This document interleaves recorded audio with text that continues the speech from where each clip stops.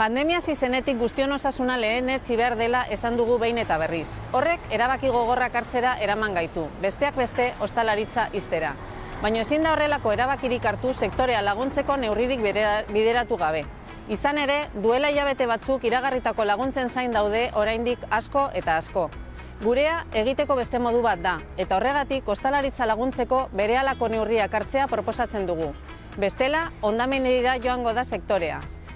Zehazki, 5 neurri planteatzen ditugu. Hilean 600 eta 1.200 euro arteko diru laguntzak jarduera eteten duten autonomoentzat. Ohiko diru-sarreren 25%tik gorako galerak dituzten langile autonomoentzako 400 eta 800 euro arteko laguntza jasotzea. Zerga zorraren ordainketa geroratzea eta gizarte segurantzako kotizazioaren zein BEF eta PFES ordainketak etetea.